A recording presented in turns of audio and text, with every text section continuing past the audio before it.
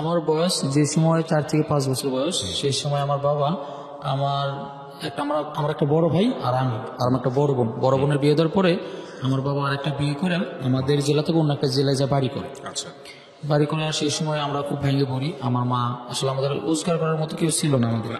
আপনার যখন বাবা বিয়ে করছে তখন আপনি বয়স কত আপনার? আমার বয়স 5 থেকে 6 বছর হবে। 5 থেকে 6। আপনি বুঝতেন বিষয়টা যে এরকম একটা প্রবলেম হচ্ছে? আমি এরকম ভাবে বুঝি না। বোঝে নাই। আচ্ছা, আপনি সবার বড় ছিলেন? না, আমার বড় একটা ভাই ছিল, আছে এখনো। মানে আপনারা 2 ভাই ছিলেন? জি। আপনার মাকে উনি ছেড়ে দিচ্ছিলেন নাকি মাকে রেখে একটা বিয়ে করছেন? মাকে রেখে আরেকটা বিয়ে করছে। ওকে, তারপর? তারপরে আমার বড় ভাই হচ্ছে মানুষের হোটেলে কাজ করে 25 টাকা দিন। ওই সময়টাতে? জি। ওকে। আমার মানুষের হোটেলে 25 টাকা দিন কাজ করে আমাদের খাওয়ায়। তো তারপরে 6 থেকে 7 মাস পর আমার বাবার একটা খোঁজ আসে, মানে আমরা অনেকদিন যাবত আমার বাবার খোঁজ পাই না। তো 6 থেকে 7 মাস পরে আমার বাবার আমরা খোঁজ পাই যে উনি হচ্ছে দিনাজপুর জেলার একটা থানায় থাকে, ঘোড়াঘাট থানায় থাকে। তো আমরা খোঁজ পাই যে আমার বাবা হচ্ছে ওই জায়গায় থাকে। তো তারপর হচ্ছে আমার মা হচ্ছে ওই জায়গায়, আমার একটা ছোট ভাই, আমার মার গর্ভে ছিল একটা বাচ্চা ছিল, আমার ছোট ভাই আর কি এখন যে আছে, ওরা নিয়ে আমি আমার বড় ভাই আমরা সবাই মিলে, আমার পরিবার সবাই মিলে আমরা হচ্ছে যাই আমার বাবার কাছে। যা দেখি আমার বাবা ওই জায়গায় একটা মেয়ের এনে ঘর সংসার শুরু করছে এবং আমার সৎ মা প্রেগনেন্ট। তো সেই অবস্থায় সেদিন সারাদিন থাকলাম আমার বাবার কাছে। তো রাত্রেবেলা আমার বাপের বড় ভাই ছিল আমার বড় আব্বু হচ্ছে সবকিছু ওই জায়গায় গেল, তারপরে মীমাংসা করলো যে দেখ তুই টাকা ফুল করে ছাড়ছিস, তো এখন হচ্ছে তুই তো 2 পক্ষে খরচ দিবি, ওই পাশে খরচ দিবি এ পাশে খরচ দিবি, দিয়ে সল্প করে মানুষ কর। তো আমার বাবা তখন বলে যে আমি তো একলা কাজ করে এরকম করতে পারবো না, তো ওর যে আমার যে বড় ভাই আছে ফরিদুল, তো বলে যে ওর বড় ভাই আমার সাথে কাজ করবে, আমার বড় ছেলে আমার সাথে কাজ করে আমার 2 বাপরে সংসার চালামো আর কি, এভাবে সংসার চালায়। তো আমার বড় ভাই সেই সময় হচ্ছে আমার বাবার সাথে হচ্ছে, আমার বাবা হচ্ছে মিস্ত্রি কাজ করে, মানে টিনের ঘরে কাজ করে। তো আমার বড় ভাই এসে আমার বাবার সাথে টিনের ঘরে কাজ করা শুরু করি। প্রতি 7 দিন পর পর বৃহস্পতিবার করে রাত্রে আসে, শুক্রবার করে আমার ভাই আমাদের খরচ দিয়ে চলে যায়। তো তারপরে আমি একটা মেয়ের সাথে বড়, আমাদের একই এলাকায় বাড়ি, একটা মেয়ের সাথে বড় হই। যে ওই সময় আমি মানে মেয়েটার সাথে বড় হন বলতে কি, মানে মেয়েটা আপনার বান্ধবী ছিল, মানে খেলার পার্টি ছিল, সহপাঠী ছিল, এরকম কোনো কিছু? পাশাপাশি কিন্তু আমরা একই স্কুলে পড়তাম। একই স্কুলে পড়তেন? কোন ক্লাসে পড়তেন ওই সময়টাতে? আমি যে সময় ক্লাস 3-তে। ক্লাস 3 গল্প বলতেছেন? তো ক্লাস 3-তে যে সময়, সেই সময় আর কি আমি বুঝি যে আসলে ওর সাথে ওর আমার সবসময় দেখতে মন চাই শুধু। আচ্ছা। তো আমি ওর জন্য হচ্ছে, ওই হচ্ছে আমি হচ্ছে ক্লাস 3-তে ছিলাম, ও ছিল 2-তে। আচ্ছা। তো ওরা আমার দেখতে মন চাই। তো প্রাইমারি স্কুল, তো ওর আমার ক্লাস শুরু হচ্ছে 12টা থেকে, আর ওর ক্লাস মানে ছুটি হচ্ছে 11:30টার দিকে।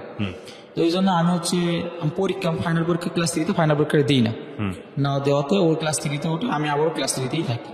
মানে ও আগে যায়, আপনি? হ্যাঁ, আমি 1 বছর গ্যাপ দিই। 1 বছর গ্যাপ দেওয়ার পরে তো ক্লাস 3-তে ওঠে। তারপরে ওরা আমি দেখি আমার ধ্যান মানে সবকিছু শুধু ওই, আর অন্য কিছুই না।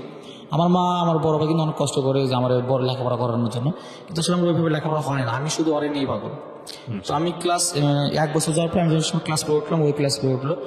তো আমি একসময় বললাম যে তোমার আমার খুব ভালো লাগে, আমি ভালোবাসি। তো বলে না, আমরা ভালোবাসা হবে না, তোমার বাবা এরকম, তোমার ফ্যামিলিটা এরকম, আমাদের দ্বারা এই ধরনের। পড়ে ওঠার পরে আপনি এই ধরনের কথা বললেন ওকে? জি। আচ্ছা। তো ও আমরা বললো যে না আসলে আমাদের এই রকম সম্পর্ক হবে না, আমরা দুদিন একই সাথে, আমরা তোমার বাবা 2 বিয়ে করছি, এই সম্পর্কটা কখনো কেউ মানবে না।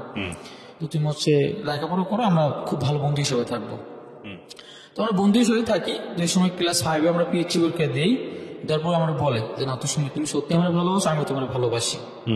আমার ক্লাস 5-এ পিএইচডি পরীক্ষা দেওয়ার পরে আমি হচ্ছে হাই স্কুলে ভর্তি হওয়ার জন্য রেডি, জানুয়ারি মাসে। তো ও একটা হাই স্কুলে ভর্তি, আমরা বলো যে তুমি অন্য একটা হাই স্কুলে ভর্তি হও। তো আমি বললাম যে কি জন্য অন্য একটা স্কুলে, আমি হাই স্কুলে ভর্তি হবো, তোমার সাথে তোমার ভালো লাগে না কিছু? তো আমরা বলে যে না, এইভাবে তো লেখাপড়া হবে না, দুজনে একজন, তুমি অন্য একটা স্কুলে ভর্তি, আমি একটা অন্য স্কুলে ভর্তি। তো আমি অন্য একটা স্কুলে ভর্তি হই, অন্য একটা স্কুলে ভর্তি হওয়ার পরে আমি ক্লাস খুব একটা করতে পারি না, মানে স্কুলে যাই ওরা দেখার জন্য, আবার মনে করেন যে ক্লাস ফাঁকি দিয়ে ওই স্কুলে চলে আসি, ক্লাস ফাঁকি দিয়ে ওই স্কুলে চলে আসি, ওরা দেখি। তারপরে এরকম করে 4-5 মাস যায়, যাওয়ার পরে আসলে গ্রামের সবাই জানা গেছে যে এরকম ওরা অনেক ছোট মানুষ, তারপর ওরা সম্পর্ক করে। এখন এইভাবে 1 বছর চলে গেল। তো 1 বছরের মধ্যে আমার ক্লাস 6 আমার পড়াশোনা হইলো না সেইভাবে আর। আচ্ছা। মানে একবার আমি বাপের কাছে যাই, একবার মার কাছে থাকি, এরকম। আমার ওই মেয়ে আমার কিছু ভালো লাগে না। তো ওই মেয়ে আমার যখন ক্লাস 7-এ উঠলাম ওই স্কুলে, তখন ও আমার বলে দেখো আমাদের সম্পর্কে এভাবে কেউ মানবে না, তুমি হচ্ছে ঢাকায় যাও, ঢাকায় অন্য চাকরি করে তুমি একটু টাকা পয়সা করো, তাহলে আমার বাবা মা তোমাকে বিয়ে দিতে পারে। আচ্ছা। আমি এমন বলছি যে বিয়ে দিতে পারে, আমি বুঝছি না, তুমি আমার হইবে কিনা তাই, তুমি না হলে তো মরে যাবো। আমার 2 জনের কথা এরকম ছিল। তো তারপরে ও আমার ঢাকায় আমার বলে যে হ্যাঁ তুমি ঢাকায় যাও। তারপরে আমি হচ্ছে আমার মার কিছু টাকা চুরি করে ঢাকায় চলে আসি। বয়স কত তখন আপনার? আমার বয়স সে সময় 7 পরীক্ষা দিচ্ছি 13 বছর। 12 থেকে 13 বছর। হ্যাঁ আপনি ঢাকায় চলে আসলেন কিসের জন্য? কিছু করবেন ঢাকায় এসে? হ্যাঁ, ঢাকায় এসে আমি টাকায় কামাই করবো জানি তারপরে আমার করবো বাবা- কি বিয়ে শাদী করবেন? হ্যাঁ। এর আগে কখনো ঢাকায় এসছেন? না। আচ্ছা ঠিক আছে, তারপর? তো আমি ঢাকায় আসি, ঢাকায় আসার পরে আমি গাজীপুর চৌরাস্তায় আসি। আসার পর কোনো কাজ আমি খুঁজে পাই না। আমি কারো চিনি না, কিছুই না, আমি গাজীপুর ঢাকা শহর চিনি না কখনো। জি। তো আমি একদিন রাস্তায় ছিলাম, রাস্তায় থাকার পরে এখন দেখি যে হচ্ছে আমার বাপ দাও তোমার মিস্ত্রি কাজ করতো। তো আমি হচ্ছে ওই কাজ করা মানে দেখি যে মানে রাস্তার বাতায় হচ্ছে মানুষ হচ্ছে কাজ করতেছে, মিস্ত্রি কাজ করতেছে। জি। তো আমি একজনকে বলছি যে মামা আমার একটু কাজ দেবেন, আমি বড় লোক হবার চাই। ডিরেক্টলি হয়ে বলছেন? হ্যাঁ, আমি এভাবে বলছি যে আমি বড় লোক হবার চাই, আমার অনেক টাকা দরকার, আপনি আমার একটু কাজ দেন, আমি অনেক ঢাকায় থেকে অনেক বড় লোক হই। তো তারপরে ওই দেখছে যে আমার হাত পায়ে গা পায়ে ময়লা, তারপরে অনেক ক্লান্ত, আমি সারা রাত গাড়িতে ছিলাম, তারপরে এক রাত রাস্তায় ছিলাম। তো ওই লোক আমার হচ্ছে ওই লোকের বাড়ি হচ্ছে বরিশালে। ওই লোক আমার একটা কাজ দেয়, কয় যে তুই এই যে খাবি থাকবি, তুই কি সমস্যা আমার রাত্রিবেলা বলবি, কাজে সারাদিন এই কাজ করি। আমি গোসল টুসল করে কাজ কাম শুরু করি। তো রাত্রেবেলা মামার কাছে ওই মামা করে বললাম ওই লোকে। তো মামা বলে যে হ্যাঁ এখন বল তুই তো কাহিনী। তো আমি সবকিছু খুলে বলি যে মামা এরকম এরকম একটা মেয়ের জন্য এভাবে আসছি আর কি আমি। আচ্ছা। তো আসছি কই দেখ এইভাবে তুই আসছিস, তোর মা এখন গ্রামে এভাবে কষ্ট করে থাকে, তোর বড় ভাই এভাবে কষ্ট করে, তোর একটা ছোট ভাই আছে, এরকম ঠিক হবে না, তুই আমার সাথে থাক, কাজ কাম কর, তুই এমনি টাকা পয়সা দিতে পারবি, আল্লাহ ভরসা ইনশাল্লাহ, আমি তোর পাশে আছি সবসময়। তো আমি তারপর মামার সাথে 6 মাস কাজ করি। 6 মাস কাজ করে রোজার ঈদ আসে। আচ্ছা। তো আমি আসলে দেখি যে আসলে সবাই ঈদে বাড়ি যাচ্ছে, কিন্তু আমার আসলে এভাবে বাড়ি যাওয়া হয় না। কিন্তু এমন তো আমার সবাই জানা গেছে যে আমি ঢাকায় থাকি, মানে এলাকার কিছু লোক ছিল আমি জানি না। তো হঠাৎ 1-2 দিন পর একজনের সাথে দেখা হয়। তো ওইভাবে আমার মা বাবাকে জানা গেছে, মা বড় ভাই জানা গেছে যে আমি ঢাকায় থাকি। তো ওরা জন্য আর আমার ইয়ে করেনি, কি ওই অগ্র থেকে খোঁজ খবর নেয় আর কি, মানে এলাকার খোঁজ খবর নেয়। আচ্ছা। তো তারপরে এখন আমি ওই জায়গায় থাকি, তো ঈদের সময় বাড়িতে যাই, কিন্তু আমার বাড়িতে যাওয়া হয় না ওই মেয়ের জন্য। তোরা আমি মেসেজ দিই, সেই সময় একটা মেসেজ দিই বাটামাল ফোনে, তো আমি মেসেজ দিই, কিন্তু ওই মেসেজের কোনো অ্যান্সার দেয় না। এই মেসেজটা আপনি ও তো ফোন ইউজ করেন, আপনি কাকে দিলেন? না, ওর বাবার ফোন ছিল। বাবার ফোনে মেসেজ পাঠাইছেন? হ্যাঁ। তো এটা কেমন একটা বিষয় হয়ে গেল না? যাই হোক, তারপর? আমার বাবার ফোন আমরা আগে স্কুলে থাকতে চুরি করে কথা বলছি। আচ্ছা, কিন্তু মেসেজ পাঠাইলে তোর বাবা দেখে ফেলার সম্ভাবনা আছে না? তোর বাবা তো এই ধরনের কিছু বুঝে না। ও আচ্ছা আচ্ছা। তোর বাবা কিছু বুঝে না, শুধু ওইটা আমার মজার ওর মাঝে। আচ্ছা, ওর আর কোনো বোন টোন ভাই ছিল না? হ্যাঁ, ওনার একটা বড় ভাই ছিল, ও হচ্ছে এখনো গাউসিয়া থাকে ঢাকায়। তো ও বুঝবে না বিষয়টা? ও দেখে না, উনি তো অনেক আগে ঢাকায় থাকে। হ্যাঁ, মানে ও শুধু একাই বাড়িতে, আর কেউ নাই। আচ্ছা। তো ওর আমি মেসেজ দেয়, ওগুলো অ্যান্সার দেয় না। পরে আমি ঈদে বাড়িতে যাই। ঢাকাতে আসার কতদিন পরে ঘটনা এটা? 6 মাস পর। 6 মাস একটু বাড়িতে জানি নাই? না, 6 মাস আমি বাড়িতে জানি, শুধু এলাকার লোকের সাথে কথা কি বলছি। করতেন আপনি ওই সময়টাতে, ওই 6 মাস ঢাকাতে? আমি ওই সময় মিস্ত্রির কাজ করতো, ওই যে মামার সাথে কয় টাকা পরিচিত। পেতেন? আমার ওই সময় মামা কোনো টাকা পয়সা কিছু দেয় নাই, আমার খাওয়া আছে ঠাওয়া আছে। শুধু শিখতেছেন, লেখাপড়া ছেড়ে এখানে চলে আসছে? হ্যাঁ, লেখাপড়া চলে আসছি, শিখতেছি। টাকা পয়সা কিছু মামা দেয়নি, 6 মাস কোনো টাকা পয়সা দেয় নাই। এখন নিজের মতো আমার কাপড় চোপড় কিনে দিচ্ছে, তাও সে আমার ফ্যামিলি সহ কাপড় চোপড় কিনে দিচ্ছে। আমি তো বাড়িতে যাবো না, তো এখন আমরা জোর করে কই দেখ আমি হয়তো অনেকদিন ধরে বরিশাল থেকে আসছি, তোর মামির আসবে ঈদে, তুই বাড়িতে যা, কি সমস্যা হলে তুই আমার কাছে আবার চলে আসবি, কোনো সমস্যা নেই। তো মামা আমার ফ্যামিলি সবার কথা শোনার পরে কাপড় চোপড় কিনি, কেনার পরে আমার 12,000 টাকা দেয়। আচ্ছা। 6 মাস পরে 12,000 টাকা দেয়। আমার ট্যাক্স খাওয়া আছে, সব কিছু করছে মামা, আমার খুব যত্ন করছে আর কি। 12,000 টাকা দেয়, দিয়ে বলে যে তুই বাড়িতে যাবি, যায়া তুই হচ্ছে তোর মা বাবার দিবি, তো তোর আবার এরকম মনে হয় তুই চলে আসবি। তো আমি 6 মাস পরে আবার যাই বাড়িতে যাওয়ার পর আবার ওই মেয়েরে দেখতে যাই। ওর সাথে আমার কিন্তু এর মধ্যে কোনো কন্ট্যাক্ট ছিল না। আবার ওই মেয়েরে দেখতে যাই, আমি ওর জন্য পাগল। তো ওরা দেখতে যাই, তো আসলে ক্লাস 7-এ ক্লাস 8-এ উঠে গেছে সেই সময়, ক্লাস 8-এ উঠে গেছে। তো সেই সময় আমি আবার মনে করেন যাই আর আসলাম না ঢাকাতে, আর আসলাম না ঈদের পর ঢাকাতে না এসে। এখন আমি হচ্ছে আমার বাপের সাথে মিস্ত্রি কাজ করা শুরু করলাম, আমার বড় ভাইয়ের মতো বাবার সাথে মিস্ত্রি কাজ করা শুরু করলাম। শুরু করার পরে এখন ওই মেয়ে, এখন আমি স্কুলে মানে কাজে যাওয়ার ফাঁকে দেয় ওর সাথে দেখা করি। কারণ আমার বাবা আমার কিছু বলে না, আমার টাকা পয়সা খুব ভালোই দেয়, আমার বাবা খরচা পাইতে ভালো দেয় আমাদের, তো দেয়। এখন ক্লাস 8-এ যখন উঠলো, ওই যখন মার্চ মাসে পরীক্ষা ওদের স্কুলে, তো ওরা আমি কিছু গিফট করি, তো আমার বলে দেখো তোমার তো আমি যেটা বললাম তুমি তো এটা করলো না, আমাদের কন্ট্যাক্ট না, এটা কি হয়েছে, আমরা তো কখনোই আমাদের দুজনকে আলাদা করতে পারবে না, কেউ আলাদা করতে পারবে না। তুমি যদি কিছু টাকা করো তাহলে আসলে আমাদের দুইজনের ফ্যামিলি থেকে মানবে, তাছাড়া তো তোমাদের ফ্যামিলিকে কখনো আমার বাবা মানবে না, যেহেতু তোমার বাবা 2 বিয়ে করছে, তোমাদের কোনো টাকা পয়সা নেই, কেউ কখনো মানবে না। আমি বলছি আচ্ছা ঠিক আছে, আমি কি করবো তুমি আমার বল, তুমি যেটা করবে আমি এটাই করবো, তুমি যেটা বলবে আমি এটাই করবো, তুমি বলো। তোমরা বললো যে তুমি ঢাকায় যাও, ঢাকায় যাও কিছু টাকা পয়সা করো, দেখো তো আমার ভাইয়া কত ছোট থেকে ঢাকায় থাকে, ঢাকা থেকে টাকা পয়সা কামাই করে আমার ফ্যামিলিকে দেয়, তুমি যখন কিছু করতে পারো না তাহলে আমাদের দুজনকে সবাই মানবে। তো তারপর আমার আলো নামের একটা ফ্রেন্ড ছিল, ও আমার বলে যে দোস্ত তুই সত্যি ঢাকায় গেলে তোর আরো সম্পর্কটা ভালো হবে। তো আমি ঢাকায় আসি, ঢাকায় সে সময় আসতে চাইলাম, পরে আমার মা বলে যে আমরাও যাবো, তোর বাবা এরকম ঠিক মতো খরচ পাতি দেয় না, ওই যে আমাদের হয় না, তো আমরাও যাবো। তো আমার মা, আমি এবং আমার ছোট ভাই, বড় ভাই সবাই একসাথে ঢাকায় চলে আসে, আমার ওদেরকে নিয়ে ঢাকায় চলে আসে। আচ্ছা, ঢাকায় চলে আসার পরে তো একজন কিউসির সাথে বাইং কিউসির সাথে আমার পরিচিত হয়, যে ওই দোকানে আমি যে সময় কাজ করি কিউসির থেকে একটা রেস্টুরেন্টে প্রতিদিন চা খাই। আচ্ছা, তো আমি ওই রেস্টুরেন্টে লাঞ্চ করার জন্য যাই, তো ওই কিউসির সাথে আমার পরিচিত, তো কিউসির সাথে আমি স্বাধীন করতে বাইং কিউসি, হ্যাঁ। তো ওনার সাথে পরিচিত হয়, তো উনি আমার বলে যে তুই এগুলো কেমন খরচ কে, তুই তো গার্মেন্টস চাকরি করতে পারোস। তুই বললাম যে স্যার আমার চাকরি দিবি, আমি ছোট মানুষ, গার্মেন্টসের সময় এগুলো তো মানুষ নেয় না, তোমার চাকরি দেবো আমি, ভয় করছে। তুই কালকে হচ্ছে স্কোয়ার গার্মেন্টসের সামনে যাবি, দেখবি আমি আসবো, আসার পর আমি তোর অন্য একটা গার্মেন্টসের সামনে নিয়ে যাবো। তো আমি তারপর আমি হচ্ছে সেই সময় কিন্তু আমার মারে ভাই দিয়েছি ঢাকায়। তো আমার মা চাকরির জন্য ঘুরে, আমার মা শুধু চাকরি হয়, বড় ভাই এখন চাকরি হয় না। তো আমি ওই মানে পরের দিনে সকালবেলা মামারে বললাম যে মামা আমি তো আজকে গার্মেন্টসের সামনে যাবো, কয়েকে বললাম যে মামা ওই যে আমার ভাই স্যার বলছে চাকরি নিয়ে দিবি আমার গার্মেন্টসে, না জানি কত টাকা বেতন পাবো, আমি চাকরি করবো। আচ্ছা ঠিক আছে যা, তোর মামার সবসময় মনে রাখবি, তোর মামা সবসময় তোর পাশে আছে।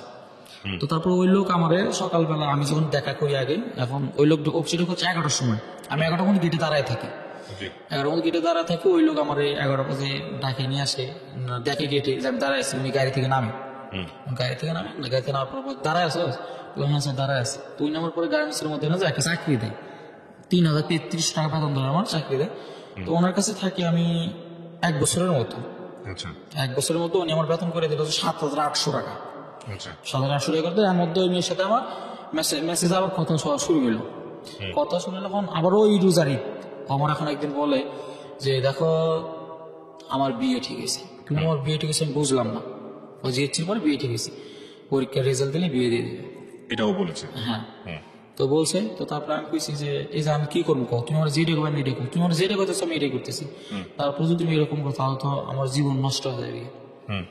তো ওর আমি রোজারি দিয়ে বাড়িতে গেলাম, রামনগরের সবাই নিয়ে বাড়িতে যাওয়ার পরে দেখি ওর বাড়িতে অনুষ্ঠান, ওর বিয়ে।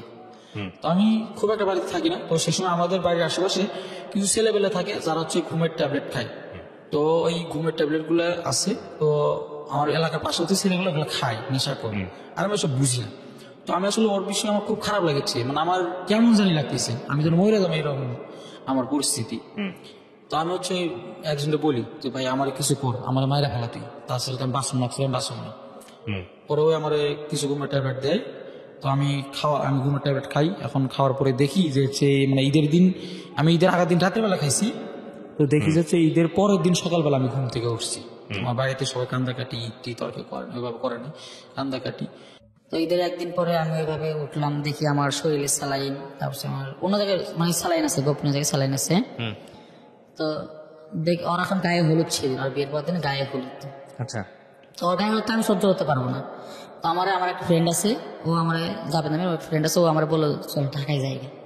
আমি পেছনে কান্নাকাটি করলাম, ওই বলে যে তাকে এভাবে জীবন নষ্ট করে নাকি তুই ঢাকায় চল। পরে আমি সহ্য করতে পারবো না, পরে আমার ওই ভাইটা আমার নিয়ে আসে ঢাকায় নিয়ে আসার পরে আমি মৌসাক মানে কাজীপুর মৌসাকে আমি ওর সাথে এক রাত থাকি। থাকার পরে আমি হ্যাঁ, তো আমি আমার স্যারের কাছে কল দিই, স্যার আমার সবকিছু নষ্ট হয়ে গেছে। তো আমার স্যার আমার বলে দেখ তোর কত টাকা লাগবে তুই আমার কাছে চলে আমি দেখবো। সেই সময় ওর স্যার থাকে হচ্ছে মিরপুর 2 শিয়ালবাড়ি কবরস্থান, এটা মানে কিউসি। উনি আমার ডাকি, তো আমি ওনার কাছে আসি, আসার পরে উনি আমার বলে দেখ অনেক কোনো সমস্যা নাই, তুই হচ্ছে ইয়ে কর, তুই টাকা পয়সা কামাই কর, ওর ভালো মেয়ে দিয়ে আমি তোর বিয়ে দিই। তো আমি আমার সান্ত্বনা দিয়ে আমার 2-3 ঘন্টা রাখার পরে আমার 1000 টাকা দেয়, যে কাজে যা বাইরে থেকে তুই যেটা মন চায় এটা করে আবার বাসায় চলে আসে, তুই আমার কাছে থাকবি, আমার কাছে খাবি, আমার কাছে সবকিছু করি, মনে করবি আমি তোর বাপ, এটা চলাফেরা করবি। হ্যাঁ, আমার সাথে চলাফেরা করবি, তুই যদি চাকরি করতে না গেছে আমি তোর স্কুলে ভর্তি করে দেবো, তুই জীবনটা সুন্দরভাবে চালা। আচ্ছা, তো আমি আসলে ওই যে আমি যে ঘুমের ট্যাবলেট খাওয়া শিখছি শেষ সময়, তো আমি চৌরাস্তাতে অনেক মেয়েটার যে বিয়ে হয়ে গেল আপনি বাড়িতে গেছিলেন বিয়েটা আটকানোর জন্য বা দেখার জন্য? না, আমি ওর হাসির জন্য আর কি যাই না, ও আমার বলছে যে আইসেন লাগবে।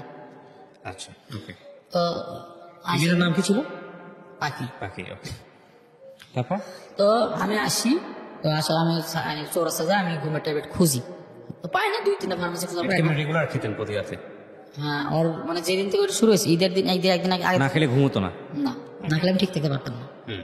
তো তারপরে আমি হচ্ছে চৌরাস্তায় যাই, যাওয়ার পরে আমি অনেক ফার্মেসিতে খুঁজি, ট্যাবলেটটা পাই না। পরে একটা ফার্মেসিতে পাই, তো আমার দেয় না। তো আমার হাত পা ধৈর্য হলেও 8-9টা ট্যাবলেট নিচ্ছি।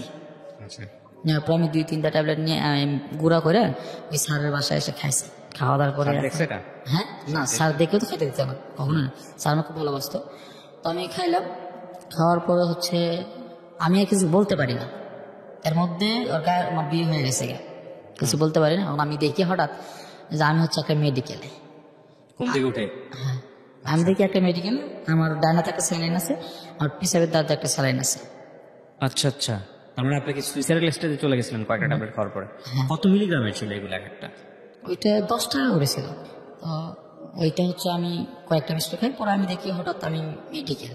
হুম। আমার মা, আমার বড় ভাই সবাই ওরা আমার সামনে দাঁড়ায় আছে। তো আমি আসলে চোখে যেমন মা বড় ভাই ঢাকায় থাকতো তখন? না, ঢাকা থেকে মানে ওর কথা শুনে, স্যারের কথা শুনে আসছি। এদিকে আমি 3 দিন ঘুমেছিলাম, আমি কিছু বলতে পারি না। আচ্ছা, তো আপনি ছিলেন গাজীপুরে ওই সময় স্যারের কাছে? স্যারের বাড়ি গাজীপুর তো নাকি? না, স্যারের বাড়ি তো চাঁদপুরে। চাঁদপুরে গেছেন আপনি? না না, স্যার তো থাকতো মিরপুরে, স্যারের বাড়ির দেশে। সেটাই বলছি, আপনিও ঢাকাতে, আপনার পরিবারও ঢাকাতে তখন? পরিবার বলতে মা আর ভাইও তো ঢাকাতে নাকি?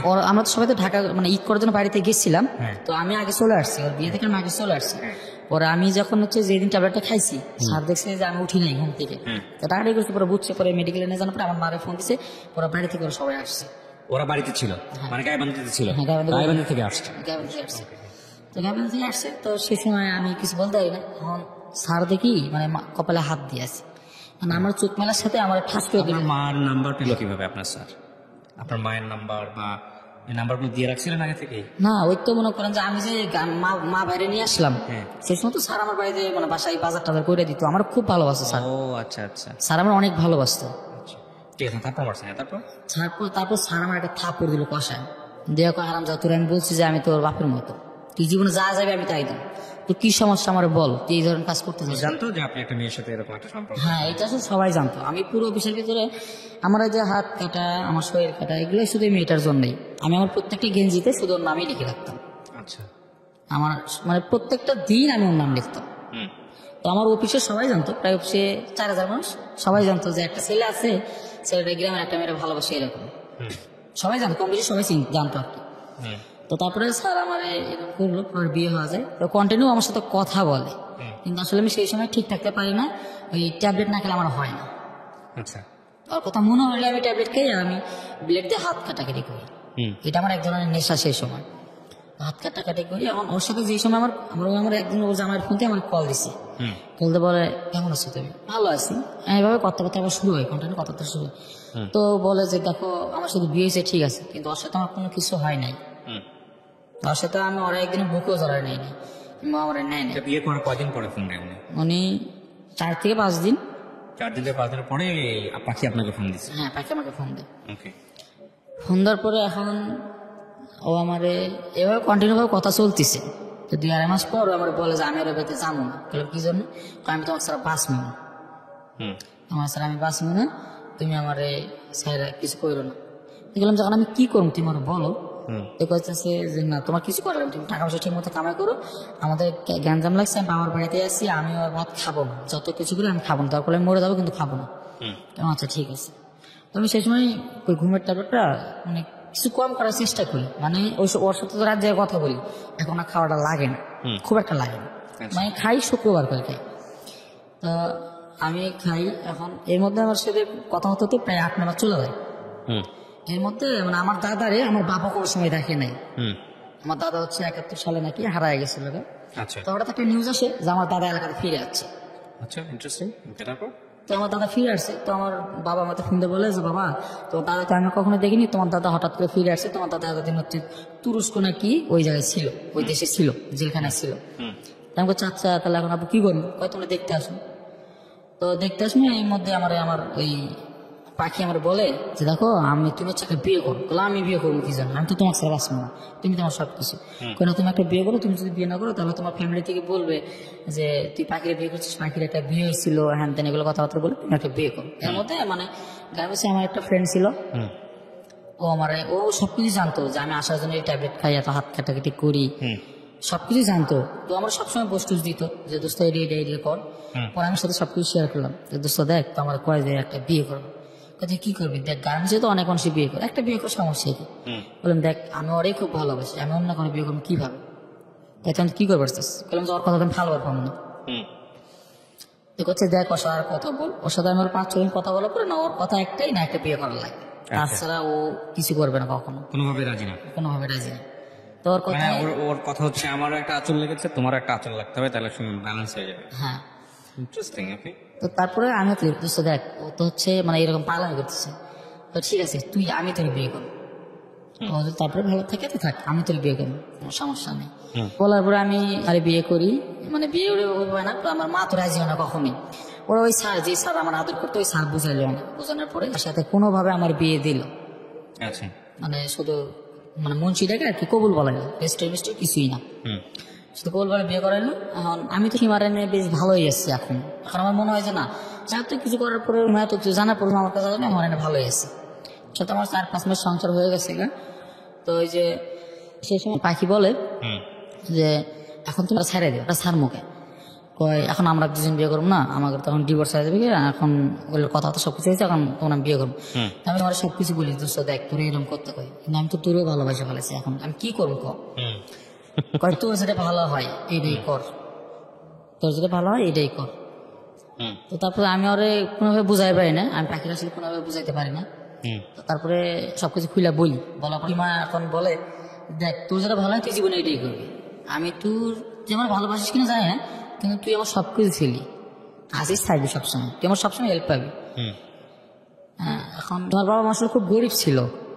আচ্ছা।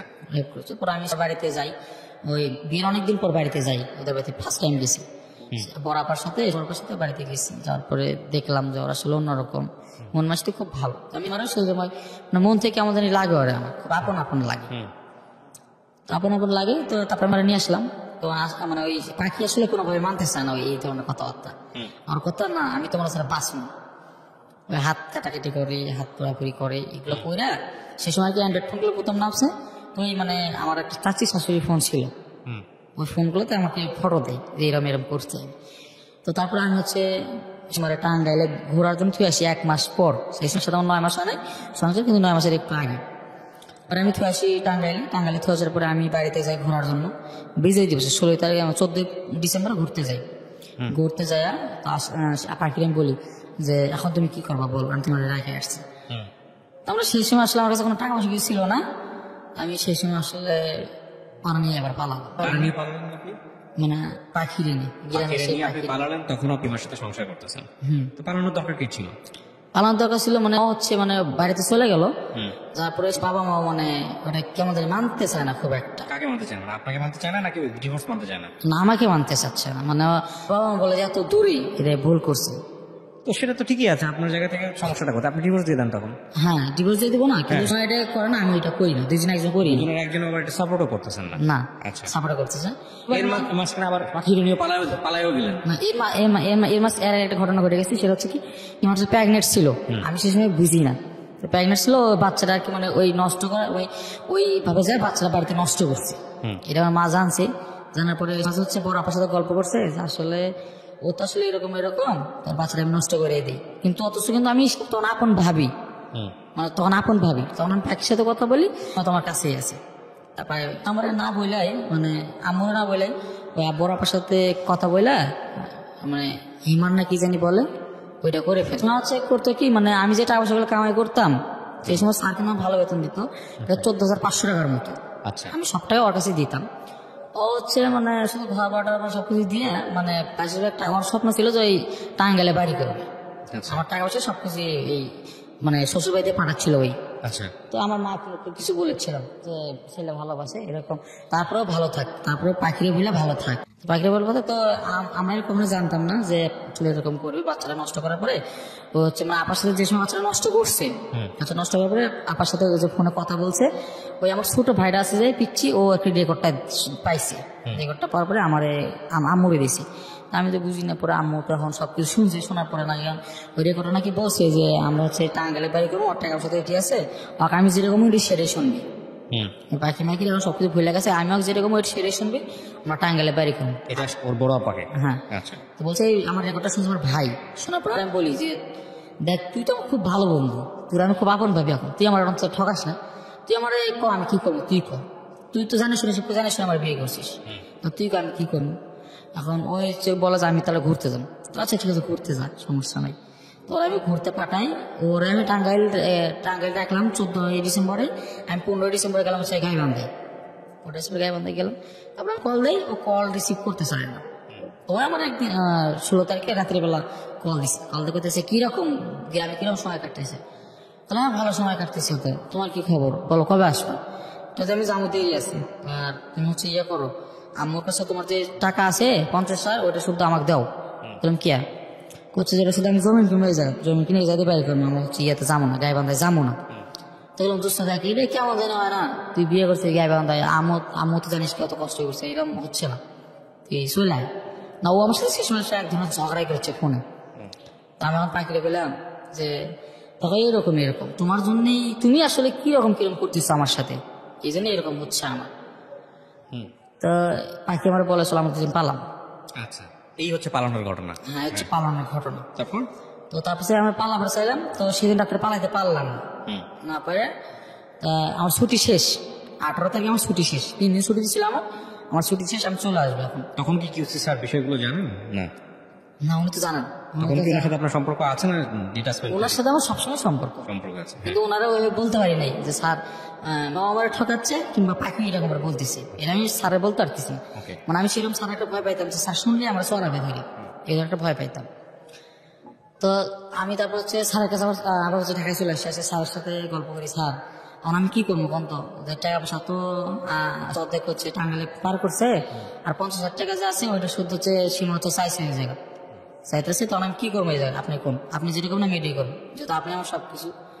তো তাই দেখ টাকা পয়সা ভুলে ওই দিকে দেওয়া যাবে না, তোর যেটা ভালো হয় সেটাই করবি, কিন্তু টাকা পয়সা ভুলে ওই জায়গায় দিবি না, আর 2 নৌকা পাড়া দেওয়া বাদ দে, তাহলে ভালো হবে। তো স্যার আমার অনেকক্ষণ বোঝানোর পরে ওই পাখি আবার গ্রাম থেকে ফোন দেয় আমার রাতে ফোন তো কই আপনি যে চলে গেল, তুমি চলে গেল গা, আমরা হচ্ছে পালামো না। তো আমার সঙ্গে বাড়ি থেকে আসছি, খরচা টাকা পয়সা নাই। তো আমি স্যারে বললাম স্যার আমার কিছু টাকা দরকার, কি করবি তুই। সে সময় বয়স 16 মাত্র, সে সময় বয়স মাত্র 16, আমার দায়িত্বের কিছুই হয়নি। তো স্যার বললাম স্যার আমার কিছু টাকা দরকার, কি করবি, বললাম স্যার একটু বাড়িতে যাবো ঘুরে আসবো আর কি। আচ্ছা ঠিক আছে যা, কয় টাকা লাগবে। তখন স্যার আপনি যা দিবেন, গাইবান্ধার ভাড়া 400-500 টাকা হলেই হয়। 400-500 টাকা হলে হবে। তো বললাম স্যার একটু বাড়ির কাজ কাম আপনার বেশি করে টাকা দিন। আচ্ছা ঠিক আছে তুই 7,000 টাকা নিয়ে যা। তো আমার 7,000 টাকা দিল, আবার কইলে যে 2 দিন পরে চলে আসবে, আমি ছুটি পাস করে দেবো, 2 দিন পর চলে আসবে। আমি আবার ওই সেদিন রাত্রিবেলায় গাড়িতে উঠি, ওঠার পরে আমি আবার পাখি না পালাই। আচ্ছা, পালানোর পরে স্যারের কোনো খোঁজ দিই না, কারোর কোনো খোঁজ দিই না। আসি হচ্ছে গাজীপুর পল্লীবিদ্যুৎ আমার এক চাচার বাসায়, চাচার বাসায় আসি। এর মধ্যে যে মানে পাখির জায়গায় মানে বিয়ে হয়েছিল, ডিভোর্সটা কিন্তু মানে হবে কালকে, একদিন আগে আমরা পালাইছি। এই পালাইছি, তারপরে আমার চাচা তো আমার যে চাচার বাসায় আসি আমি, আসার পর চাচা সবকিছু শোনা, চাচা আমার গালাগালি করে বলে এখন গ্রামে একটা সমস্যা হবে, কিরকম একটা বিষয় এগুলো, কিরকম একটা বিষয় এগুলো, এগুলো বাদ দিব না, যেটা ভালো এটা কর। তা আমরা যেটা করছি এটা কর। আমি এবার চাচার হয়ে যাতে চলে আসি স্যারের কাছে, স্যারের কাছে আসি। ওই আমার অনেক স্যারের কাছে আসার পরে স্যার আমার কি করে বিয়ে করে, স্যার আমার বিয়ে করায়। স্যার বিয়ে করার পরে স্যার বলে শুন, বিয়ে করে বলতে কারে বিয়ে করে? আমার পাখি, আমি যে পাখি নিয়ে চলে আসছি মিরপুর, আবার শিয়ালবাড়িতে। আচ্ছা, বিয়ে দিদির অসাথে তার আগে কি আগের বউটার কি ডিভোর্স হলো না? না ডিভোর্স তো তখন আছে আপনার সঙ্গে? না, ও তো আমার সাথে ঝগড়াই করলো, ঝগড়া পরের সাথে ওর সাথে কন্ট্যাক্ট হচ্ছে না। তো তারপর আমি স্যারের জায়গায় এসে বিয়ে করলাম। বিয়ে করার পরে এখন সব ফোন দেয় বলো তুমি কি টাকা দিবা না। তখন দেখো তুমি টাকা দিব কিভাবে, তুমি আসো, এসে আমার যে টাকা যেগুলোর সাথে নিয়ে আসো, আমার হচ্ছে গাইবান্ধায় বাড়ি করবো না, ওই কোনোভাবে না, ওর কথা যে আমি টাকা চাই, ওর কথা যে আমি টাকা চাই। আমি তাকে বিয়ে করলাম। তো 8 থেকে 9 দিন পর আমার বাবা আমার ফোন দিচ্ছে দিনাজপুর থেকে। দিনাজপুর তো ফোন দিয়ে বলে যে বাবা কই তুমি, বললাম যাবো আমি তো ঢাকায় আছি চাকরি করি। কই তুমি নাকি হচ্ছে অমুকের মেয়েরে না পালাইছো, বললাম হ্যাঁ পালাইছি, বিয়ে করছি। তোর বাপ থাকলে ওগুলো কোনো সমস্যা নাই, তুই হচ্ছে দিনাজপুরে চলে আয়। তো আব্বু আমার নিয়ে যায়, নিয়ে যাওয়ার পরে সে সময় শীতের রাত, নিয়ে যাওয়ার পরে আব্বু ওই জায়গায় আবার নতুন করে বিয়ে করে আমার। ঢাকার বিয়ে আমার বাবা মানতে চায় না, ঢাকা শহরে বিয়ে করলে আমি যাই ভালো লাগে না, আর বিয়ে করে যায়। তোরা 3টা বাজে আমার বিয়ে করার পরে আমার থুই আসে হচ্ছে সাঁওতাল পাড়ায়, সেই দিনাজপুর বীরগঞ্জ থানায়।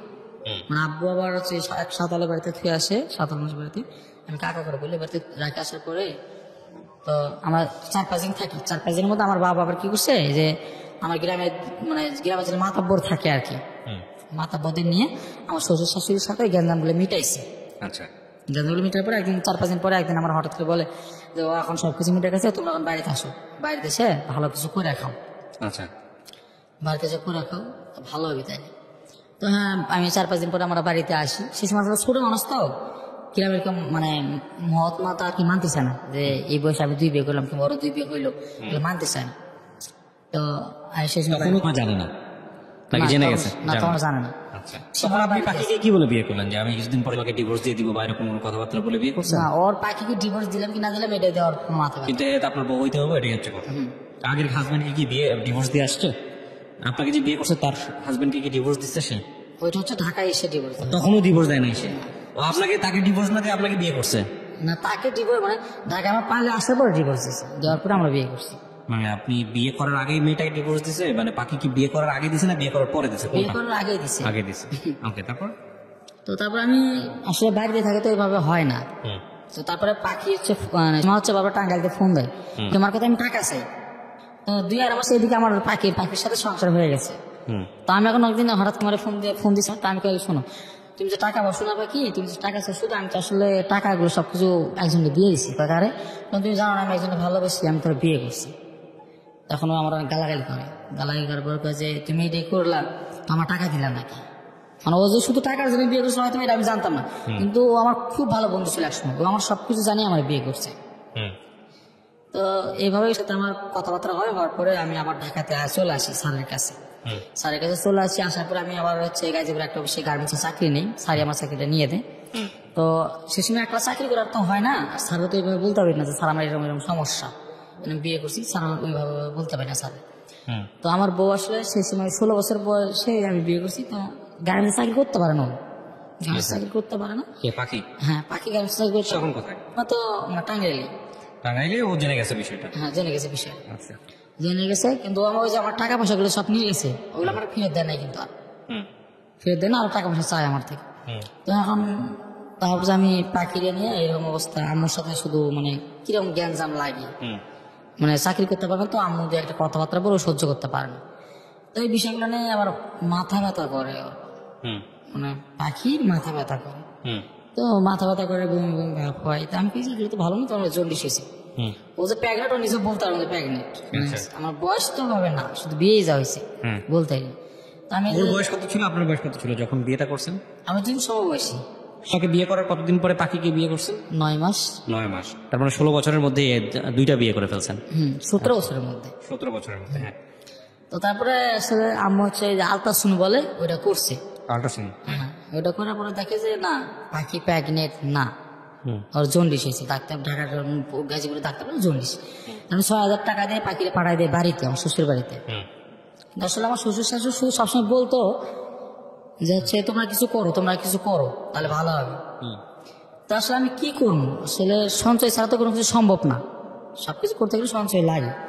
তো আমি আসলে পাখিকে 6,000 টাকা দিয়ে বাড়িতে পাঠায় দেয়, ও আমার টাকা দিয়ে জন্ডিসটা ভালো হয়। তারপর আমার কিছুদিন 1 মাস পরে কল দেখো আমাকে তো জন্ডিস না, একটা খুশির খবর আছে। কি খুশির খবর? হচ্ছে তুমি আব্বা হবা। আমি আত্মহারা। কি করলাম, আমার বড় ভাই আছে, আমার বড় ভাই কিন্তু আছে, আমার বড় ভাই কিন্তু বিয়ে করেনি। আমার বড় ভাই বিয়ে করে, এদিকে আমি বিয়ে করছি, আমার বউ প্রেগনেন্ট। তা আমি খুশিতে বাড়িতে গেলাম, তারপর আর বললাম তো কথা আমি এখন তো ঢাকা থাকবো না, আমি আব্বুর সাথে কাজ কাম করে খামো। তো হচ্ছে এইভাবে আমাদের সংসার ভালো চলবে, আব্বু 4-5 টাকা দিন তো এইভাবে ভালো চলবে। তো এখন ওই বাড়িতে থাকি, বাড়িতে থাকবো না, শেষ সময় আসে প্রেগনেন্ট। তো বাড়িতে থাকি, এখন আসার আমি সবসময় বলি দেখো আমি তো আমার বাড়ির সবকিছুই করি, বাজারঘাট সবকিছুই করি, তোমার তো কোনো কিছু অভাব দেই না। তুমি তাহলে প্রতিদিন সকালবেলা করে মায়ের বাড়িতে যাবা না। মানে আমার বইয়ের একটা অভ্যাস খারাপ ছিল, কি হচ্ছে মানে প্রতিদিন সকালবেলা মায়ের বাড়ি যেহেতু আমি কাজে গেলেই আমার হচ্ছে বিকালবেলা চলে আসতো, মানে ওর মা বাবার সাথে সব সময় তো চলে আসতো। তো এটা নিয়ে অনেক গ্যাঞ্জাম হইলো। তো আমি পারবো নিশ্চিত করি না, প্রতিদিন যাইতেই থাকে। তো মানুষ শুধু বলে যে না তোর শ্বশুর শাশুড়ি তোর বউরে খাওয়ায়, আমার প্রত্যেকটা মানুষ বলে। তো আমি যে এদিকে সবকিছু করি, আমার টাকা তাহলে যাই কই? আমি বাবার সাথে কাজ করি, 4-5 টাকা দিন, আমি 10 একটা বিড়ি খাইতে পারি না, সে একটা বিড়িও খাই না। তো তারপরে মানুষ শুধু এটা বলে, তো আমি সবকিছু বাদ দিয়ে ওর সাথে সাথে আমি একদিন ঝগড়া করি। দেখো তোমার আমি বারবার বলি যে বাড়িতে যাও না, তুমি তারপরে যাও। হ্যাঁ, হওয়ার পরে এরকম হওয়ার পরে যে সময় হচ্ছে আসলে হচ্ছে 9 মাস, 9 মাস ছিল। তো এই সময় আসলে বলে দেখো প্রত্যেকটা হচ্ছে মেয়েরই তো সন্তান প্রথম হচ্ছে বাবার বাড়িতে হয়, তো আমি হচ্ছে তার বাবা বাড়িতে একবারই যাই, তারপরে তুমি সবকিছু করবা, কোনো কিছু হবে না, তুমি সবকিছু করবা, বাচ্চার উপরে চলে আসো। ঠিক আছে, যাও, সমস্যা নেই। কিন্তু কেউ নিতে আসে নাই, আচ্ছা, কেউ কিন্তু নিতে আসে নাই। তো সেই সময় গেলাম, যাওয়ার পরে ওই পাখির বাড়িতে গেল। পাখির বাড়িতে যাওয়ার পরে আমি সবকিছু খরচা দেই, আর যা কিছু লাগে আমি সব দিই, না আমার শুধু আমার শ্বশুর শাশুড়ি। তো একদিন রাত 4টে বাজে আমার শ্বশুর আমার কল দিছে, ভোরের রাজনের একটু আগে কল দিয়ে হচ্ছে, বাবা কি তোমার ডাক্তার কাছে যাওয়া লাগে? কি জন্য? সমস্যা মানে খুলে কইতেছে না। তো আমি বুঝতে পারছি যে এই সমস্যা। তো আমি হচ্ছে বৃষ্টি হচ্ছে, সেটাতে খুব বৃষ্টি, ডাক্তার আমি ডাকে বৃষ্টিতে ভিজা, ডাক্তার ডাকে নিয়েছি। ওই ভাই আবার খুব ভালো ডক্টর, মানে গ্রামের সবার খুব ভালো সেবা করে। তো আমি হচ্ছে গেছি আর ডাক্তার ডাকতে, আমার কাছে সে সময় টাকা পয়সা নাই, আমি 4000 টাকা জমা ছিলাম, যে কম কি নয় বলা যায় না, ডাক্তারের দিন আর কি, সেই টাকা পাখির কাছে রাখছি। তো আমি সেই টাকাটা পাখির কাছে রাখছিলাম। তো ডাক্তারে একটা স্যালাইন দেওয়ার পরে আমার ছেলে হয়েছে, আমি 17 বছরে বাবা হয়েছি। তোরা 4টে বাজে আমি কল দিই আমার বড় ভাইয়ের কাছে, ঢাকায় থাকে ওরা সেই সময়, আমি কিন্তু বাড়িতে। তো সেই সময় কল দিয়ে বলি, ভাই তখন কি আপনি সাথে আপনার সম্পর্ক আছে? না, সেটা আমার কোনো কন্ট্যাক্ট নেই, কন্ট্যাক্ট নাই, কিন্তু আপনি ডিভোর্স দেয়া বা কোনো কিছু করেছেন না? না তখনও করেন নাই? তখনও করিনি। আচ্ছা, তারপর? তারপরে আমি ভাইরে ফোন দিয়ে বলি যে ভাই এরকম এরকম, আচ্ছা ঠিক আছে, তাহলে আমরা 10-12 দিন পরে বাড়িতে যাচ্ছি। সবাই খুশি আর কি, ছোট ভাইয়ের বাচ্চা সবাই খুশি। তো বাচ্চা হওয়ার প্রায় চুল ফালানো মানে টাকা পয়সা সবকিছু আমারই গেল, কিন্তু সব খরচা আমার। আমার শ্বশুর এই যে বাচ্চা হওয়ার পরে 10 টাকা দিয়ে একটা পানির বোতল পাওয়া যায় বাচ্চাদের খাওয়ানোর জন্য। তো আমি কাজে গেছি, তো আমার পাখি আমার ফোন দিয়ে কইতাছে যে একটা 10 টাকা দিয়ে ডাক্তার কাছে এলাজ বেড়েছে বলবো, যে ভাই পানির বোতল নাই পাওয়া যায়, 10 টাকা দিয়ে পানির বোতলটা নিয়ে এসো আসতে সময়। বিকাল সে সময় 4টে বাজে। তো আমি বললাম দেখো বাজার তো কাছে আছে, তুমি একটু বাবারে যা বলো না কাম। আমি কই যে বাবা আনবি দেয়, কিন্তু বাড়িতে কিন্তু বাবা গালাগালি করে, যখন খাচ্ছে যাচ্ছে এরকম গালাগালি করে, কিন্তু পাখি আসলে বলে না, প্রেম করে বিয়ে করছে এই জন্য বলে না। তখন আমি ওই রাত 9টা বাজে নিয়ে আসি, পানিটা নিয়ে এসে আর বাচ্চা খাওয়াই, ওর পাখি আমার কাছে কান্দে, কয় দেখো তুমি প্রেম করে বিয়ে করছি, তুমি খুব একটা লেখাপড়া করো নাই, আর ইনকামের সোর্সটাও খুব একটা ভালো না, তো আমার কি করবো কও না। আমার সেই সময় দুজন খুব ভাঙ্গে পড়লাম। ভাঙ্গে পড়ার পরে মানে 1 মাস ওই জায়গায় থাকা পড়লো, বাচ্চা হওয়ার পরে 1 মাস ওই জায়গায় থাকা পড়লো শ্বশুর বাড়িতে, খরচা কিন্তু সব আমার। থাকা পরে 1 মাস পরে আমি নিয়ে আসলাম আমার বাড়িতে। নিয়ে আসার পরে আমি সবকিছু করি। তো আবারও পাখি শুধু হচ্ছে ওই বাড়িতে যায় আসে সঙ্গে ভাড়া চলতেছে। এর মধ্যে আমি করলাম কি, ওই জায়গায় একটা সংসদ সদস্য আছে দিনাজপুরের সংসদ সদস্য আছে। তো উনি হচ্ছে খুব ভালো কাজ করবে সবসময়। তো আমি আবার কাজ করি সবসময় দিনাজপুর জেলার ভিতরে বাবার সাথে যায়। তো ওনার আমি খুব ভালো একটা ফ্যান হয়ে গেলাম, মানে ওনার খুব ভালো ভক্ত আমি হয়ে গেলাম। জি, ওই এমপির হওয়ার পরে আমি সেই সময় ফেসবুকটা একটু সেভাবে বুঝি না, তো আমি সবসময় ফেসবুকে খালি ভাইয়েরই পোস্ট, মানে ওই ভাইয়ের এমপির পোস্ট দিই। তো এমপি এসে কোনোভাবে জানতে পারছে একটা ছেলে আছে খুব ভালোবাসে, এমপি আমার খুব ভালোবাসে, আমার বলে তোর কি সমস্যা আমারে বলবি, তোর কি ইনকাম সোর্স লাগে তুই আমার বলবি, সবসময় তো আমি তোর পাশে আছি, ভালো করে এখানে খা। তো সেই সময় আর কি বাচ্চাটা যখন 8-9 মাস বয়স, সেই সময় তুই ঢাকায় আসি আমার বউরে নিয়ে, আবার ঢাকায় আসি, আবারও আসে ওই মানে ঢাকায়, মানে ওই আমার বললো কিন্তু আমার ইনকাম সোর্সটা ভালো না। আসলে আমাকে দুজনে হেল্প করার মতো কেউ ছিল না, কারণ আমার মা তো একলা কষ্ট করে, বড় ভাই তো বড় ভাইয়ের মতো, মানে শ্বশুর শাশুড়ির মতো হেল্প করার মতো কেউ নাই। তো আমরা দুজন যখন তাই তখন ঢাকায় আসি, বাচ্চাটা আমার শ্বশুর বাড়িতে রাখার পরে পাখি মনে করেন যে থাকতে পারে না, আবার বাড়িতে যাই, যার পরে বাড়িতেই সংসার। তো তারপরে আবার আমি ওরা নিয়ে আসি, মানে বাড়িতে নিয়ে যাই, এই 1 মাস থাকার পরে বাড়িতে নিয়ে যাই, 1 মাস থাকার পরে বাড়িতে নিয়ে যাই। তারপরে আমি এমপির সবকিছু জানাই, মানে একটা ছেলে আছে, এই ছেলের মাধ্যমে আমি এমপির সবকিছু জানাই যে ভাই মতো এরকম সমস্যা। তো বলে যে তোর কি সমস্যা? কোনো সমস্যা নাই, আমি যে কোনো কাজ দিচ্ছি কাজ করে খেলি, কোনো সমস্যা নেই, কাজ করে খেলে কোনো লজ্জা নেই। তো উনি আমার কাজ কাম করতে দেয়, আমি আমার বাবার সাথেও কাজ করি, ভাইয়ের কাজে করি। ভাই আমার খুব ভালো টাকা দেয়, সে সময় ভালো চলতেছিল, ভাই আমার খুব ভালো টাকা দেয়, মানে বাবার সাথে কাজ করাচ্ছে। আমি মনে করেন যে ভাইয়ের যে একটা পোস্ট দিই, ভাইয়ের এই কথা বললি ভাই আমার খুব ভালো টাকা পয়সা দেয়, তো ভালো চলার পরে এখন মনে করেন যে এই যে ভাই আমার একসময় বলে তুই যে সাইডের কাজে লাগাই পড়, সাইডের কাজে লাগলে ভালো হবে, যে কোনো কাজও শিখতে পারবি। আর আমাদের তো আর এমপি তো সবসময় থাকবে না, আমি তো সবসময় থাকবো না, তুই থাকতে কিছু করে খাইতে হবে। তুই একটা কাজ কাম শিখেন, যে কাজ কাম করে তুই সারা জীবন চলতে হবে, খাইতে পারবি। আমি তো সবসময় বেঁচে থাকবো না, এইভাবে বোঝায়। তো বোঝানোর পরে আমার বাবার সাথে আবার সে সময় কাজ করি, ভাইয়ের কাজে করি, দুজনের কাজে করার পরে এখন ওই সে সময় একটু বেশি টাকা ইনকাম হয়। আচ্ছা এখন ওটাই আমার শ্বশুর শাশুড়ি মাথায় ধরে গেছে, হ্যাঁ ভালো টাকা কামাই করে এখন এমপির কাছেই থাক, আচ্ছা এমপির কাছে থাক, ওদের কথা ওইটা। তো তারপরে আমি হচ্ছে এরকম চলতেই আছে, আমাদের চলতেই আছে। তারপরে পাখি আবার আমার বলে যে চল আমরা ঢাকাতেই চলে যাবো, শুধু আমাদের জ্ঞানজাম চলতেই ছিল, তখন তার সাথে যোগাযোগ নাই আপনার? না কোনো কন্ট্যাক্ট নেই। আচ্ছা। তো ঢাকায় আসার পরে এখন আমার বলে, পাখি বলে যে তোমার আগের বড় ডিভোর্স দাও, আমার এটা তো গেছে বাদ দাও, তোর কথা বাদ দাও, না ডিভোর্স দাও। তোর ডিভোর্স দিলাম আমি। আচ্ছা, কাগজ কলমে ডিভোর্স দিলেন? হ্যাঁ কাগজে কলমে সেই সময় ডিভোর্স দিলাম, অনেকদিন পর, বাচ্চা প্রায় 1 বছর হয়ে গেছে সেই সময়। তো ডিভোর্স হওয়ার পরে এখন আমরা এই গার্মেন্টসে কাজ করবো না, এই সময় আর কি আমার শ্বশুর শাশুড়ি কল দিয়ে মানে আমার বউরে বারবার বোঝায় যে তোর কাজ কাম করার দরকার নাই, তুই বাড়িতে চলে আসবি, খেলেও বুঝবি না খেলেও বুঝবি। মানে ওরা আর কি ভাত খাওয়াবে না, এরকম ওদের কথা। আচ্ছা, কেন খাওয়াবে না? হ্যাঁ এই যে আসলে আমার মনে করেন যে আমার যে বাড়ির জায়গা আছে ঠিক আছে, কিন্তু বাড়ি করে দেওয়ার মতো কেউ নাই। ভাবে তো 2 বিয়ে করছি, মানে আসলে হেল্প করার মতো কেউ নাই, যে মানে কোনো একটা শক্তিশালী কাজ করে খামো, এই কাজটা আমি পারি না। আচ্ছা ঠিক আছে, তারপরে কি হলো? ওকে বলতেছে বাড়ি চলে আসার জন্য। বাড়ি চলে আসার জন্য। তো এইভাবে একদিন রাগারাগি হয়, রাগারাগি হওয়ার পরে আমি হলো 2টা চর মারি।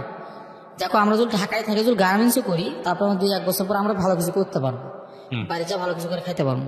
তো তুমি এরকম করো বারবার, তোমার তো কয় বছর ধরে বিয়েছে, কয় বছর ঢাকায় নিয়ে আসলাম, এরকম রাগারাগি হয়। রাগারাগি হওয়ার পরে ও কি করে বাড়িতে চলে আসে রাগ করে, মানে আমাদের একজনের সাথে বাড়িতে চলে যায়।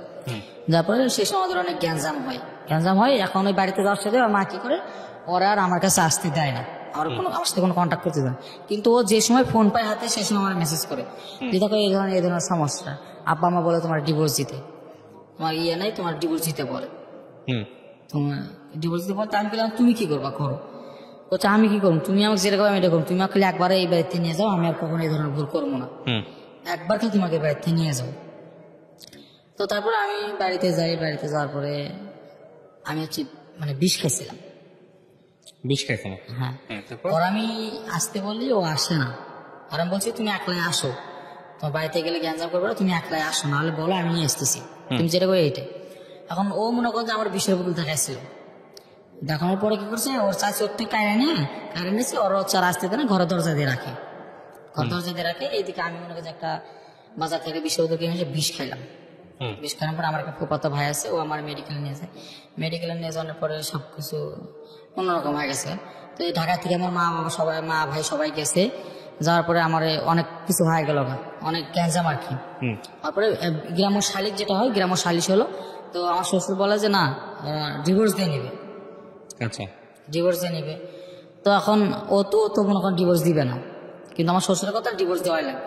ওরও আমার একদিন পরে মেসেজ করছে একটা, দেখো আব্বা হচ্ছে কাল রাতে আমার মাথায় কোরআন শরীফ তুলে দিছে, কোরআন শরীফ বলছে তোমার যদি ডিভোর্স না দেয় তাহলে আব্বা আত্মহত্যা করবে।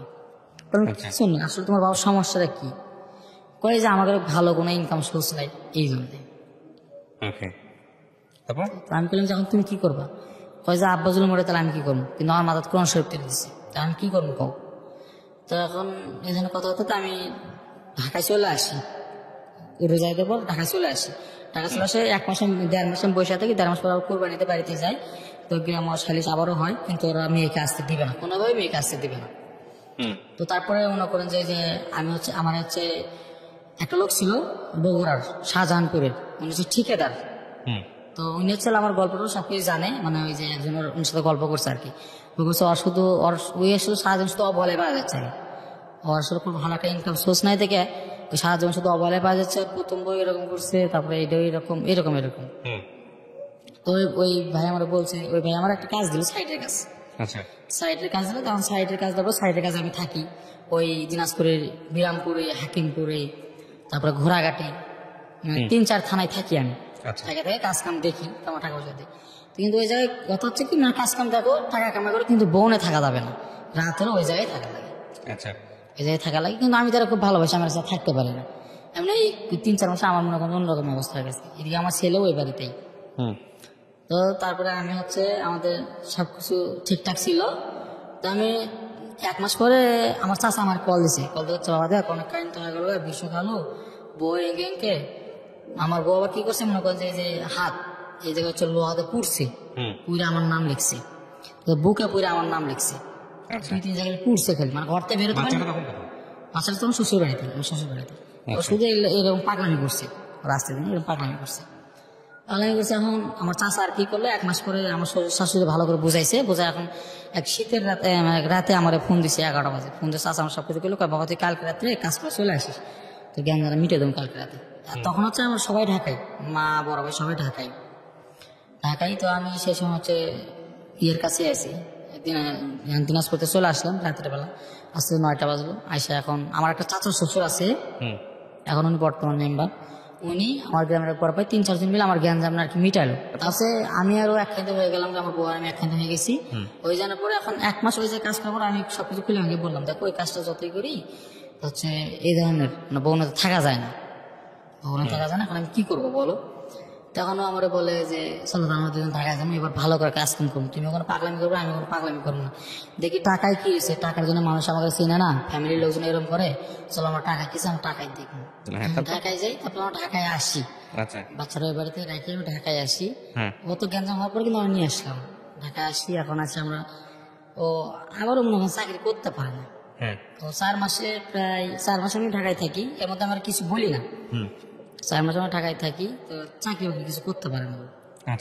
তো 3-4টা অফিস পাল্টাইছে, তো আমি গালাগালি করি দেখো তুমি চাকরি করতে পারো না, বাসায় থাকো দরকার পড়লে। বাচ্চারা তখন আপনাদের সাথেই? না, বাচ্চারা বাড়িতে, বাচ্চারা বাড়িতে। আর আমরা হচ্ছে আমার ছেলেকে নিয়ে আসি, নিয়ে আসি হচ্ছে ওকে স্কুলে দিই, তারপর ঢাকা শহরে যদি স্কুলে দিই তার ভালোভাবে পড়াশোনা করতে পারবে। তো এর মধ্যে আমার যে একটা সুপারভাইজার আছে, উনি আমার খুব ভালো সাপোর্ট করছে সবসময়, উনি আমার সবকিছু ভালো পরামর্শ দেয় যে এদিক কর, তোর বউ চাকরি করতে না পারে, তুই হচ্ছে বউ এটি আছে ছোলে করে নিয়ে আয়, তাহলে ছোলে তোলের ভেতরে কি হবে, নিয়ে সে যায় সবকিছু করে। তো আমি তারপরে এখন ওরা বলি কথা, ওই একদিন মানে এর মধ্যে আবার প্রেগনেন্ট হয়, প্রেগনেন্ট হয় সেকেন্ড টাইম, হ্যাঁ সেকেন্ড টাইম প্রেগনেন্ট হয়। হওয়ার পরে এখন এলাকা থেকে হঠাৎ একদিন আমার একটা ফ্রেন্ড ফোন দিছে আমারে, ও আমার সম্পর্কে ভাসতে হয়ে গেছে, আচ্ছা আমি তো হচ্ছে পুকুরের এলাকায়, আমার এলাকায় মানে আমি তো এলাকা থেকে, আমি তো হচ্ছে ঢাকার থেকে। এখন হচ্ছে আমি একটা মেয়ের সাথে সম্পর্ক করি, মেয়েটা কিন্তু মেয়ের না পালাম, বললাম দেখ বাবা আমার আসলে টাকা, আমি গরিব মানুষ, আমাকে ভেজাল ফালাইস না, আমি ওখানে কিছু করবো না, আমাকে চাষার দরকার নেই, আমি এগুলি ভেজালের মধ্যে নাই, ঢাকা শহরের মধ্যে ভালো না, আমি এগুলো ভেজালের মধ্যে নাই। ও তারপরেও মনে করেন যে আমার বাসায় আসে কাটতে যাই, ঠিকানা নিছে আমার, নিয়ে আমার বাসায় আসে, আসার পরে আমার কান্দাকাটি করে আমার কাছে, কান্দাকাটি করে। তখন আমি পরে আমার ওই সুপারভাইজার কাছে পরের দিন গল্প করেছে, ভাই এরকম এরকম কয় যে না ভুলেও তুই এগুলো কাজ করবি না, আর যেটা ইচ্ছে সেটা করুক গা। তো পরে ওই ছেলে কি করছে, একলাই মনে করে যে গেছে সেই গাজীপুর থেকে গেছে হচ্ছে হেমায়তপুর, হেমায়তপুর গেছে, যা এখন আমার বন্ধু কয়েছে চাষা আমাকে বান্ধে রাখছে এই জায়গায়, বান্ধে রাখছি। বললাম কে, বলছে আমি বিয়ে করে সে মেয়ে নিয়ে বেড়াচ্ছে, এখন ওরা তো বিয়ে না করতে যাওয়া দিচ্ছে না। তো তাছাড়া আমি আমার এই যে এলাকার একটা ছেলে থাকে আমার ওই জায়গায়, আমার ওই আমার ভালো বন্ধু, তো আমি ওরে নিয়ে হচ্ছে কই যে বাবা হচ্ছে অত এরকম বান্ধে রাখছে ওই জায়গায়, যত আমরা দুজন যাই, যাওয়ার পরে কি হয় না হয় দেখি, ওই জায়গায় আমরা দুজন গেলাম, যাওয়ার পরে এখন যাই দেখি যে ওরা বিয়ে না করে যাতে তো আসতে দেবে না। তো কাজী আমার বলে যে, কাজী আমাকে দুইজন বলে যে তোমরা দুইজন যে সাথে আছো, তোমরা দুইজন তো ছোড়ো, তোমাকে তো বিয়ে দেওয়া যাবে না, তোমার কি জন্য আছে?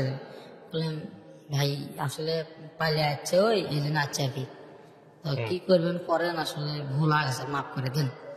ওই ছেলে মনে করেন একটু বদমেজাজি ছেলে, ওই ছেলে কি করে মানে রাগারাগি করে, শ্বশুর শাশুর সাথে ওই জায়গায় রাগারাগি করে, রাগারাগি করে। তখন ওর শ্বশুর কি করে মানে আমাদের দুইজনকে সাক্ষী বানায়, আমার সঠিক নামে বলি যে আমার নামে এটা, ওর নামে এটা, বাবার নামে এটা, সঠিক সবকিছু সঠিক দিয়ে ওই ছেলের বিয়ে করে। তখন আমরা যে শুনবো না যে মরানা কত, এর আমরা কিছু শুনি নাই, আর মরানা বান্ধিছে হচ্ছে 8 লাখ। কার মহারানা এটা? ওই ছেলেটার, মানে যে মেয়েটার জন্য পয়সা গেছে বিয়ে পড়লো, বিয়ে পড়ে মরানা 8 লাখ। ওরা ওই যে আমরা থাকতেও দিবেন, রাত বাজে প্রায় 2টা, আমি হেমায়তপুর থেকে বাসা লাগে গাজীপুরে, আমি হেমায়তপুর থেকে গাজীপুর আসবো, অগ্রত বাসা টাসা কিছু নাই, আর আমার বাসা আসলে আমি ওইভাবে একলা কাজ কাম করি, ওইভাবে আসলে আমার কাছে টাকা পয়সা নেই যে আমি ওকে পালবো। তো তারপরেও আমি রাত 2টা বাজে ওরা দুজন সব আমার বাসায় আসে, আসার পরে মানে আমার বউ সে সময় প্রেগনেন্ট, আমার বউ সঙ্গে সেই সময় প্রেগনেন্ট। আমার বউ আমার বলে যে দেখো আমাদের দুজনে এত কিছু হয় গেল, তুমি 20 পর্যন্ত খাইলা, আমরা দুজন মোর বাড়ি গেলাম, তোমার তো একটা বন্ধু আসলো না, তোমার তো কোনো বন্ধু কয় না যে দেখি ওরা একটা ভালো একটা কাজ কাম নিয়ে দেই, ও কাজ কাম করে খাক, এই ধরনের কিছু করে না। শুধু তোমার কাছে না গেলে আসে, তুমি এগুলো বাদ দেবা না। তো আমি করলাম দেখো 2-1 দিন পর আগে রুম টুম নিয়ে দেয়, আলাদা করে দিন। এখন তারপরে ওই ছেলের বাবা আমার কল দেয়, গ্রাম থেকে কল দেয়, আমাদের গালাগালি করে, কয় তোরা আমার ছেলে এটা করছিস, 8-10 লাখ টাকা মরানা বাঁধিয়েছিস, সেইটা গালাগালি করে। আমার বউ কাজে না আগে আলাদা করে দেয়। ওই ছেলে তো কান্দাকাটি করে যে আমার কাছে টাকা পয়সা নেই, কিছু নাই, তুই আমার কিছুদিন রাখি। তো আমি মনে করি যে দেনা মেনা করে ওরা হচ্ছে আমার বাসায় 1 মাস রাখি, থাকুন খাউন সব খরচ সবকিছু আমি দেই। এই তো রোজারেদের ঘটনা গেছে, রোজারে থাকুন খরচ খাওয়ান খরচ সবকিছু আমি দিই। আসলে আমি যে একটা প্যান্ট কিনবো, এই প্যান্ট কেনার টাকা আমার কাছে ছিল না, ওরা দিতে। তো তারপরে ছেলে 1 মাস পরে চাকরি নেই, 1 মাস পরে চাকরি নেওয়ার পরে এখন ওর রুমটা আলাদা করে দিলাম। কিন্তু আসলে যে সেকেন্ড যে বাচ্চাটা আমাদের, ওই ওরা কি আমি ভালো বিছানায় রাখলাম, তাকে আমি আর আমার বউ ওই যে মানে টাইসের উপরে থাকি, শুধু টাইসের উপরে থাকে। তারপর হচ্ছে আমার বউ পানি নিয়ে আসতে নাকি পড়ে গেছিল, তো বাচ্চাটা মানে ক্ষতি হয়েছে। ক্ষতি হওয়ার পরে তো আমার শাশুড়ি যে ফোন দিয়ে বলে যে বাচ্চাটা নষ্ট করে দেন তেন।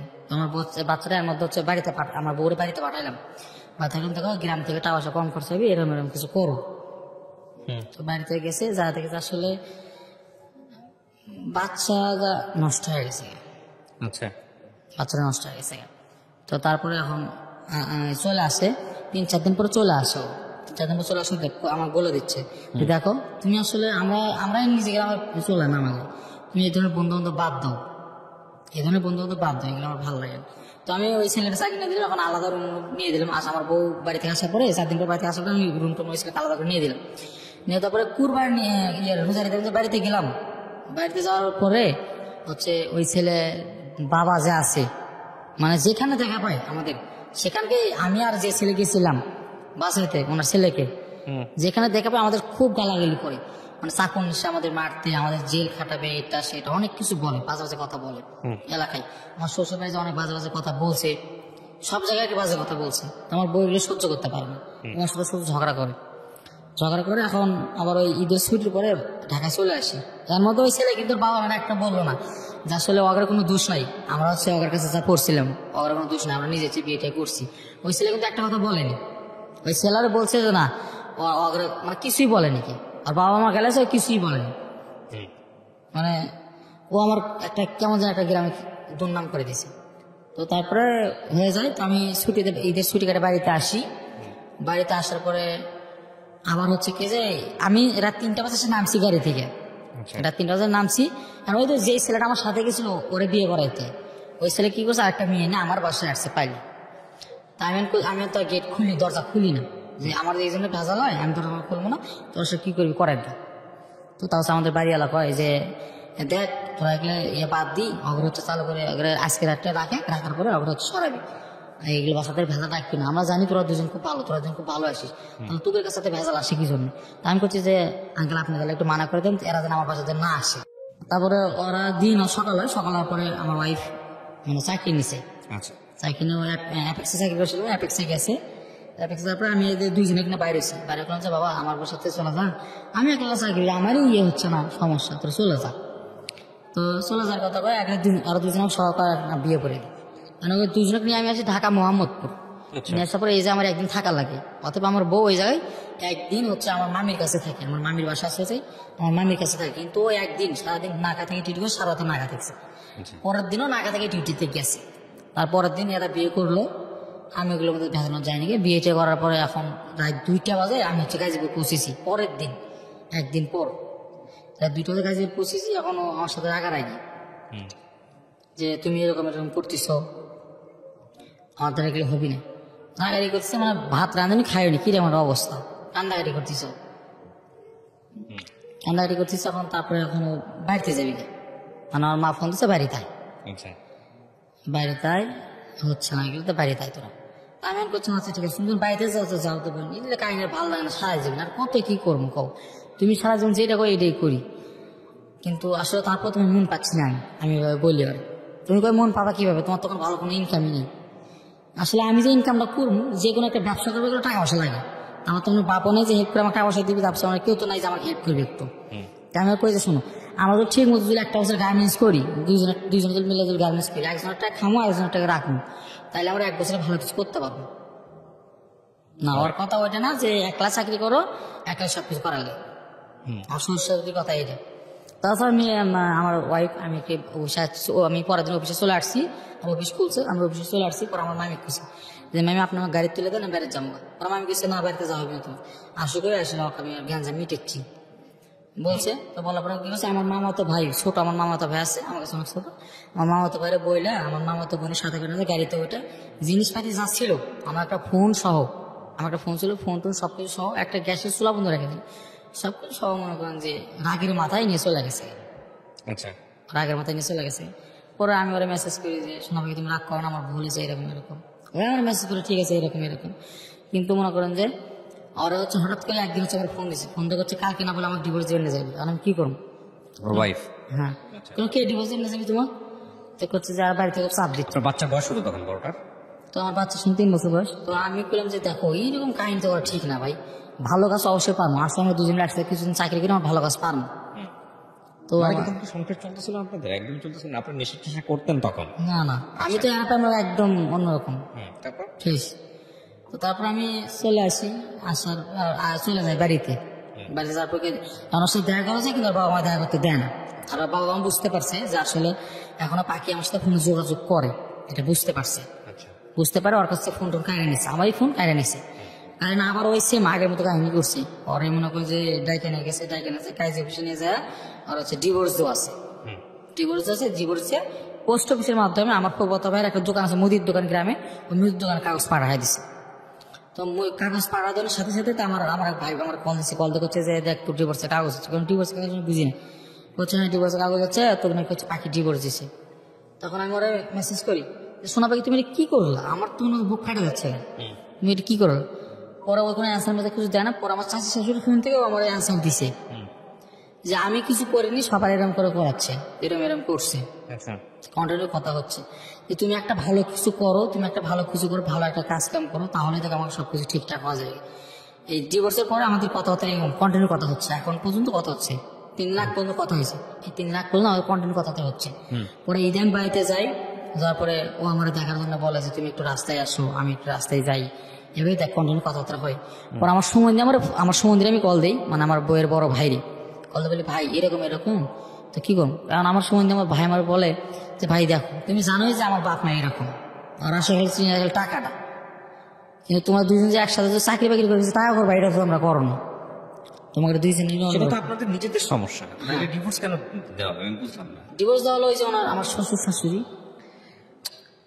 হ্যাঁ, টাকা আজকে করতেছেন না কালকে করবেন, কিন্তু ডিভোর্স দিলে তো মেয়েটার জন্য বড় সমস্যা হবে না? মেয়েটার আগে একটা বিয়ে হয়েছিল, পরে আর একটা ডিভোর্স হয়ে গেল, এটা তো কোনো শ্বশুর শাশুড়ি চাওয়ার কথা না। আমার আসলে কি গল্প এটাই নাকি এর পেছনে অন্য কোনো গল্প আছে? অন্য মানে গল্প তো তাদেরও কি তাহলে আমার তো জানা মতো এই ধরনের কাজ করার কথা না। যাই হোক, তারপরে কি মানে আমার শাশুড়ি আমাকে প্রথম থেকে পছন্দ করতো না, তাই জন্য তো ডিভোর্স দিতে পারে না। যাই হোক, তারপরে কি হলো?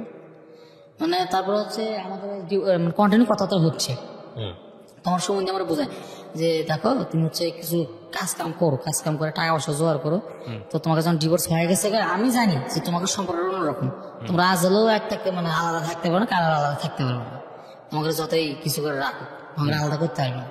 এর মধ্যে আমার সম্বন্ধে কথা হওয়ার পরে একদিন পরে আমার সম্বন্ধে আমার কল দিছে, কল দিয়ে করছে দেখো তোমার কালকে রাত্রে বোঝালাম আমি, এখন তুমি আমার আজকে বোঝাও। বললাম ভাই কি হয়েছে আপনার, আমার কমতে থেকে একটু খুললাম। পরে করছে তোমার ভাবি কোথায় ছাড়া দেওয়ার করছে, ভাবিকে ছেড়ে দিতে বলতেছে। বললাম ভাবি ছেড়ে দেওয়ার করছে মানে ভাবিকে হচ্ছে আমার শাশুড়ি পছন্দ না, ভাবি ছেড়ে দেওয়ার, গরু বিক্রি করছে ভাইয়ের কাছে টাকা দেওয়ার জন্য। পরে আমি ভাইয়ের গেলাম ভাই শোনেন এগুলো কাজ কাম বাদ দিয়ে ওইগুলো কথা তো শুনে একটা কথা কই ছোট ভাই মন খারাপ করেন, কই কো বললাম যে আপনি হচ্ছে একত করে হোক জেরত করে হোক ওই ইটটা করছেনি, এখন হচ্ছে চুপ করে খালি ভাবি নিয়ে আপনি মেয়ে নিয়ে ঢাকায় চলে আসেন, যেদিন পারি করে পাবেন এই দিন যাইন তাহলে ভালো হবে। পরে আমার সময় দেন কয় ঠিক আছে, এই যে সারা জীবন কামাই করে তাটা এগুলো কাক দিলেন, এটা কি আমার হক নাই? তো বললাম ভাই এগুলো আমার কত লাভ নেই, আমি তো জিডি করছি আমি কি কম কম। ঠিক হয়ে গেল, এখন মানে পাখির সাথে আমার কন্টিনিউ কথাবার্তা হচ্ছে, পাখির এখন কথা শুধু যে তুমি ভালো কিছু একটা করো, ভালো কিছু একটা কিছু করো। আমি করবোটা কি আমি বুঝে পাই না, আমি গার্মেন্টস চাকরি করি 13 থেকে 14 হাজার টাকা বেতন পাই, রুম ভাড়া দেওয়ার লাগে, খাওয়ার খরচা সব মনে হয় 6,000 টাকা আমার এইদিকে জায়গা, 6,000 টাকা যায়। এখন আমি কি করবো আমি বুঝে পাচ্ছি না। তখন কন্টেন্ট কথা হচ্ছে ঈদের মধ্যে বাড়িতে গেলাম, আসমু যেদিন সেদিন আমার এই কথা হচ্ছে, হওয়ার পরে আসার দিন রাত্রেবেলা মেসেজ করছি, ওর ফুপু না কে জানি দেখছে, দেখে বলার পরে এখন মধ্যে ফোনটা কেড়ে নিছে, কিন্তু এখন এখন মেসেজের উত্তর দেয় না, 3 দিন হচ্ছে। কেন বললেন এই গল্পটা? জি, মানে আপনি রেডিওতে, আপনি আমার অনুষ্ঠান শুনেন কত বছর ধরে? আমি অনুষ্ঠান শুনি আনুমানিক 6 বছর তো পার হবে। 6 বছর ধরে। আপনার এই গল্পটা বলার পেছনে কারণটা কি? মানে কেন মনে হলো যে এখানে এসে গল্পটা বলবো? কারণ আছে কোনো? এই যে সব ভুল তো আসলে আমারই। কেমনে? আপনার ভুলটা কোথায় আমাকে একটু বলুন তো। আমার ভুল এই তো, আমি ভালো কোনো কাজ করতে পারি না, আমার সমস্যা এটা। আমি কাজ পাই, হ্যাঁ আমি কাজ পাই না, আমি টাকা পয়সা কামাই করতে পারতেছি না। আসলে আমি কি করলে যে বড় লোক আমি এটাই আমি বুঝতে পারছি না। বড়লোক হওয়ার জন্যই সংসারটা ভেঙে গেল, এটাই আসলে রিজন? আপনি যাকে বিয়ে করছেন টাকার তারা কি জন্য অনেক বড় লোক? অনেক বড় লোক না, তবে আমার ফ্যামিলির চেয়ে একটু অন্যরকম, কিন্তু ওরা চিনি শুধু টাকা। আমার সম্বন্ধে সেম কাহিনী, কিন্তু আর আমি কি করলে যে টাকা হতে হবে এটাই আমি বুঝি না। আচ্ছা, কি করবো আমি করবো কি? আপনার বাচ্চাটা কোথায়? কয় বছর বয়স? আমার বাচ্চা ওই বাড়িতে আছে, আমার শ্বশুর বাড়িতে আছে। কয় বছর বয়স ওর? ওর 3 বছর বয়স চলে। আপনি যে গল্প বললেন এই গল্পটা কতটুকু সত্য এটা নিরূপণ করা আমার পক্ষে সম্ভব না। আপনার অনেক কিছু এখানে আমরা পরিচয় গোপন করে গল্পটা প্রচার করলাম, তবে এটা ঠিক বিয়ে আপনার 2টা হয়েছে, এভাবে হয়েছে, সেই জায়গাটায় আমি জাজমেন্টে যেতে পারবো। বাট বাকি যেগুলো বলছেন ওগুলো কতটুকু সত্য সেটা বলা খুব মুশকিল, কারণ আমার কাছে এই জিনিসটা খুবই মানে সন্দেহপ্রবণ মনে হচ্ছে যে কোনো শ্বশুর শাশুড়ির কথা বাদ দেন, কোনো বাবা মাই বাংলাদেশের সামাজিকতায় মেয়ের বিয়ের ক্ষেত্রে অন্তত এটা চিন্তা করবে যে জামাই কিছু না করলেও যদি দুজনের মধ্যে ভালো সম্পর্ক থাকে, কিছু না করলেও করার সুযোগ আছে। আপনার বয়স কত মাত্র? আপনার বয়স সর্বোচ্চ 20 বছর। মানে আমার শ্বশুর করার কারণে আপনি যে কারণটা বললেন, হ্যাঁ, ওই যে আমি যে হচ্ছে মাসে যে 2টা বিয়ে করাইলাম, এটাই হচ্ছে সবচেয়ে বড় কারণ। যে তোমারই চলে না, তুমি আবার করালে কি জন্য?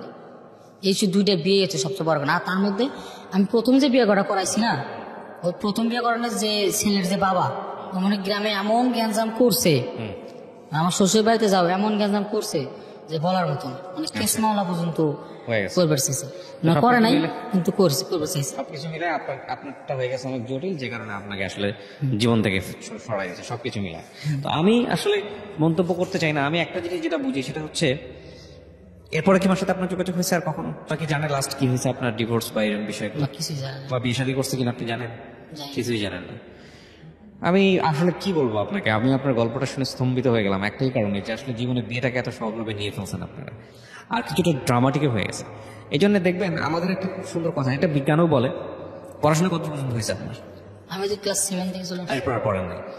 এটা আমাদের ওই যে বলে না যে বিজ্ঞানও বলে, সায়েন্সও এটা বলে, এবং এটা ধর্মীয়ভাবেও সত্য। ম্যাচুরিটি বলে একটা ব্যাপার আছে, তো বোঝেন তো এই জিনিসটা, যে যে বয়সে যে যতটুকু ম্যাচিউর। আপনার বয়স কত বর্তমানে? আমার বয়স 20-21। 20 বছরে আপনি যতটুকু বোঝেন, 30 বছরে গিয়ে আপনি নিশ্চিত তার চেয়ে ভালো বুঝবেন, 35 বছরে তার চেয়েও ভালো, 40 বছরে তার চেয়েও ভালো, তাই না? জীবনের সময় মানে যে গাছে যে ফলটা যত সময় ধরে পাকে সেটা তত বেশি মিষ্টি। বুঝতে পারছি জিনিসটা? আমি আপনাকে বোঝানোর জন্য এভাবে বলতেছি। তো 20 বছরে আপনার জীবনে যে ঘটনাগুলো আসছে সেটা আসলে 20 বছরের ঘটনা না, সেইটা আরো পরের ঘটনা হওয়া উচিত ছিল, তাহলে হয়তো আপনার জীবনে এই ভুলগুলো হইতো না। ঠিক আছে? তো আমি মনে করি যে এটার বোঝার মতো বয়স আপনার হয় নাই। সংসার জিনিসটা কি এইটা আপনার সিদ্ধান্ত নেওয়াটা আরো পরে দরকার ছিল।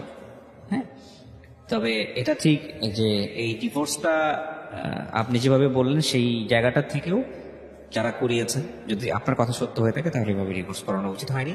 যদি আপনাদের মধ্যে সম্পর্ক ঠিক থেকে থাকে, অন্তত আপনার বাচ্চার কথা চিন্তা করবেন। হ্যাঁ, তার ফিউচারটা অনেক গোলমেলে হয়ে যাবে এই ডিভোর্সটা হওয়ার কারণে। সো এটা একটা বিষয়। তবে আপনি যা বললেন সেটা সত্য নাও হইতে পারে। তাদের জায়গা থেকে এমন মনে হচ্ছে যে এই বাচ্চার ফিউচার ভালো হওয়ার জন্যই আপনাদের মধ্যে সম্পর্কটা শেষ হয়ে যাওয়া উচিত। তাদের পিছনে তাদের বক্তব্য যুক্তি থাকতে পারে, তা পারে না? অবশ্যই পারে। তবে দিন শেষে ক্ষতি সবারই হয়েছে, আপনারও হয়েছে, যাকে বিয়ে করছিলেন তারও হয়েছে, ইমাজে তারও হয়েছে, এবং আপনার বাচ্চার তো ডেফিনেটলি হয়েছে। তো আমি এই সবগুলার সমস্যার একটাই সমাধান মনে করি, সেটা হচ্ছে মানুষের ওই যে গ্রাম্য ভাষায় একটা কথা বলে বাছ বিচার। বাছ বিচার বোঝেন? যে মানুষের বিচার করার ক্ষমতা, নিজের বুদ্ধিতে বিচার করার ক্ষমতা, ওই ক্ষমতা আসার জন্য নিজের একটা বয়স লাগে। আপনি 16-17 বছর বয়সে এত কিছু চিন্তা করতে পারবেন না। 16-17 বছর বয়সে যে ইমোশনটা থাকে, আমরা অনেক সময় বলি, আমাদের গুরুজনরা বলে যে কাকপক্ষী দেখলেও ভালো লাগে ওই সময়টাতে। কাকপক্ষী মানে এটা চেহারার জায়গাতে বোঝানো হয়নি, মানে যে মানুষটা আসলে নিজের জীবনের জন্য উপযুক্ত না, যে মানুষটা নিজের জীবনের জন্য কাকপক্ষী তারাও ভালো লাগে ওই সময়টাতে। তো এই ভালোবাসায় আসলে বিচার করার মতো শক্তি থাকে না। আর প্রেম জিনিসটা এত মারাত্মক শক্তি নিয়ে আসে জীবনে, যেটা আসলে শুধু যে আসলে কচি বয়স বা অল্প বয়সী ছেলেমেয়েরা ভুল করে তাই না, এটা পরিণত বয়সের অনেক ছেলেমেয়েরাও অনেক সময় ভুল করে। তারপরেও রেশিওটা কম, মানে যারা পরিণত বয়স তাদের রেশিওটা কম। এখন আপনার জীবনে আমি যদি বলি যে আপনার এই গল্প থেকে শেখার জায়গাটা এটাই, যে এই বয়সে আমাদের আসলে বেশিতে করা উচিত না, প্রেম ট্রেম যাই আসুক না কেন জীবনে এত গুরুত্বপূর্ণ সিদ্ধান্ত নেওয়া উচিত না, এক। আর দুই নম্বর হচ্ছে যে আপনার আসলে কি হতে পারে ফিউচার, এই জায়গাটাই আমি যদি বলি যে আপনার যদি রিয়েলাইজেশন হয়, মানে আপনার যদি মূল্যায়ন হয় নিজের প্রতি, যে না আমার জীবনে অর্থটাই সবচেয়ে বড় প্রবলেম হয়ে দাঁড়াইছে এই প্রেমের এটাই ক্ষেত্রে, সমস্যা। এটা যদি আপনার হয়ে থাকে তাহলে আমি বলবো আপনার জীবনে সবচেয়ে বড় জিনিস যেটা, সেটা হচ্ছে আপনার দুইটা হাত আছে, দুইটা পা আছে। জীবনে অর্থ রোজগার করার জন্য একটা মানুষের শুধু নিজের বিবেক বুদ্ধি লাগে, আর হচ্ছে পরিশ্রম করার মানসিকতা লাগে, আর সততা লাগে। আপনার যদি এই জিনিসগুলো থাকে আপনার মধ্যে, আমি পয়সা কড়ির কথা বলি নাই, কিন্তু এই বিষয়গুলো যদি আপনার থাকে, আপনার যদি নিয়ত সৎ থাকে, আর আপনি যদি পরিশ্রমী হন, আপনার যদি কাজ করার মতো ইচ্ছা থাকে, তাহলে জীবনে পয়সা ইনকাম করা খুব কঠিন কোনো কিছু না।